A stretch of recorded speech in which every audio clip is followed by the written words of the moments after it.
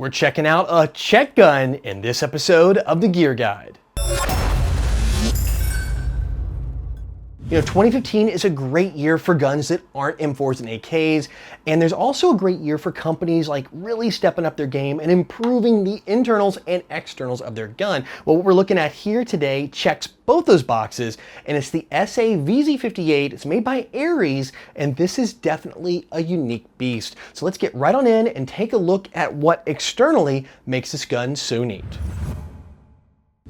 So the first thing I noticed picking this thing up out of the box is the sheer weight of it. It's small, but this thing is almost all metal, with the exception of this tiny little foregrip here and the pistol grip. Everything else, tip to toe, is metal, and it's not really thin metal. This thing is a tank, and I am blown away with the quality of the build. Usually you guys know Ares for their polymer builds, but this one, I'm gonna tell you what, Ares needs to kind of look at moving to some other guns and doing this, because this one is really, really impressive.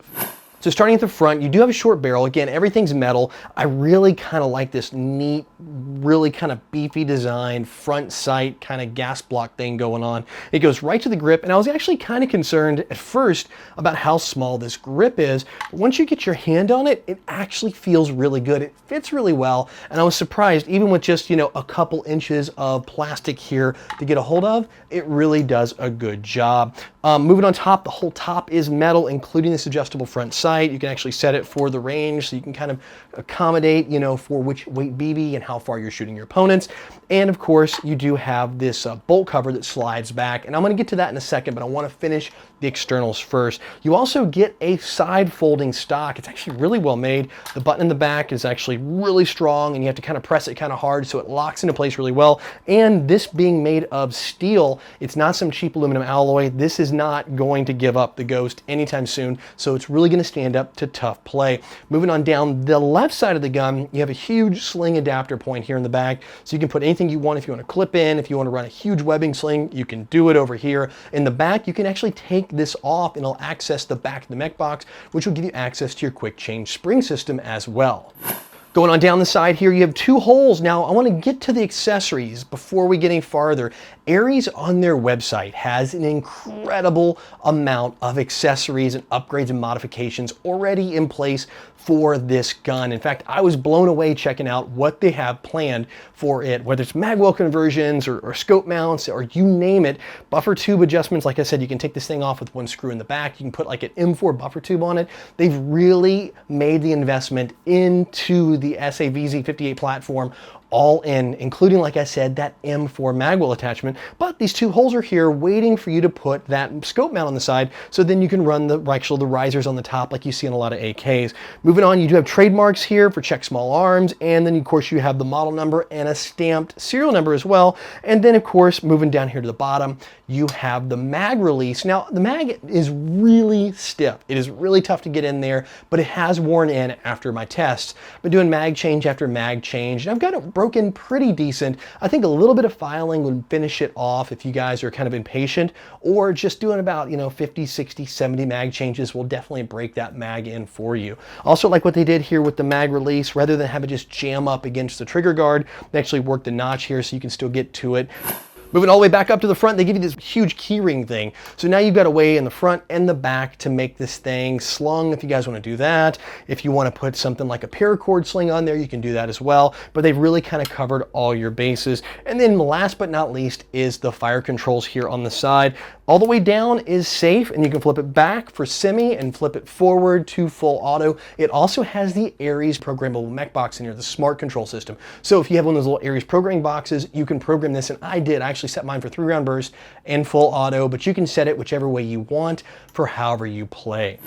And to round out the external build, they give you a really comfortable pistol grip. I actually like this grip a lot. And it's open in the bottom to allow venting of the motor. So as the motor warms up from a lot of semi-auto or full auto shooting, you're gonna have a little bit way to dissipate that heat and get it out a lot easier. Now, back to what we were talking about with this dust cover here. When you pull it back, you'll access your battery here. Now it's wired to Tamiya, small type, and underneath here, you do have your hop-up adjustment wheel. It's really easy to get to and adjust.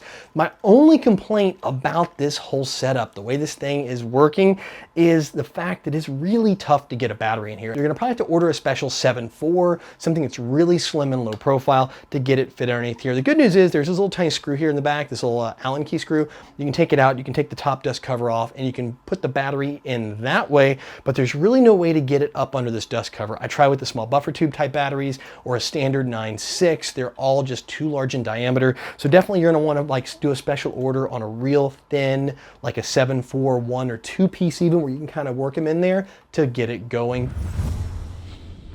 So taking it out to the Chrono, I saw about 315, 320 feet per second, which is great for a little CQB gun. This thing's gonna be usable anywhere you go, no problem at all. You do get the included 160 round mid-cap magazine with it in the box, so you'll have enough ammo if you wanna play semi-auto. If you do a lot of full auto shooting though, you might wanna hang out and wait for the high caps to release, which should be out a little bit later in 2015.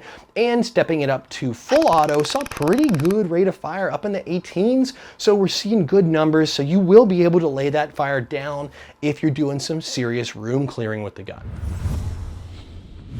So guys, bottom line, I kind of like it. At first, I didn't. I'll be really honest. I got it and I'm like, man, this thing is, I don't know. But the more I messed with it, the more I really like it. There's a lot of thought that went into this gun, where the stock folds, and then when I saw all the accessories that Aries had planned, I was definitely sold on that. So guys, if you're interested in the SA Vz.58, the Czechoslovakian little cool submachine gun, it comes in 2 versions, this one, and then a longer sporter version. You can pick it up at evic.com for right around $225 US. So guys, what do you think of this thing? I want to know what your opinions are on this. Like I said, it grew on me and it grew on me fast. I just really wish I could get a battery in here from my personal collection. I do have one on order. I'm going to throw in here and I'm going to be able to start skirmishing with this gun. I'm really excited about that. And I'm really hoping those mags get here sooner than later for it. But I want to know what you guys think of this little thing. So let me know in the comment section below. Well guys, that's it for this episode of the Gear Guide. I'll be back in the next episode where I review a clear Springer pistol that you have to breech load